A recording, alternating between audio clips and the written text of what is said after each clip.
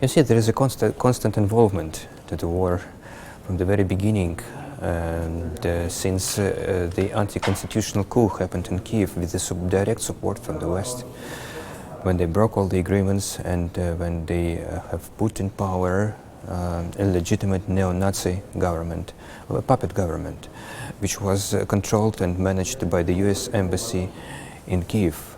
So, and they use Ukraine constantly as a ram against Russia. So they just exploit Ukraine as a tool against Russia in a geopolitical purposes. Because of a simple thing, because after the Cold War, there is a crisis of identity for the NATO, which is led by the US. And that's why they need some new targets. And actually, of course, what is better can be than Russia, which is the independent, which doesn't allow unipolarity to happen, which is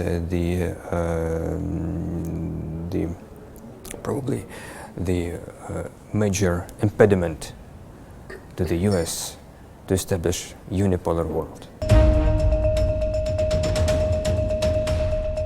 The matter of in whose favor, actually, it's a big question, because actually India is benefiting from this situation tremendously. So Russia has become quite a major and very promising source of the Indian food and energy security.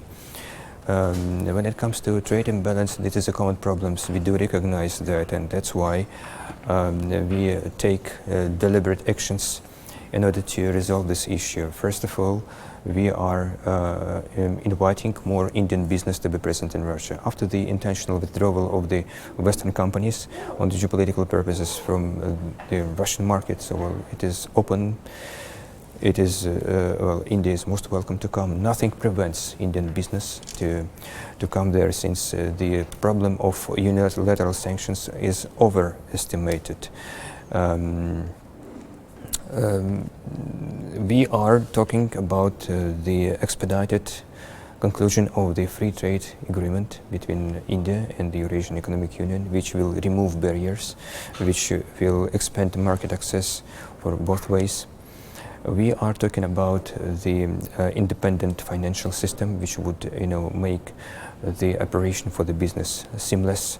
This is another our target. It would also facilitate the balancing trade in a way, and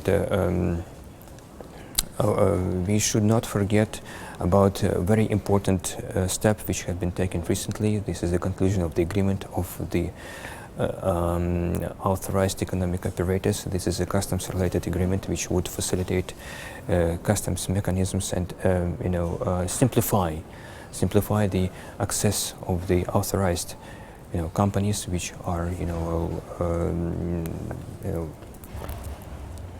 granted this status in order to get some access in a facilitated manner.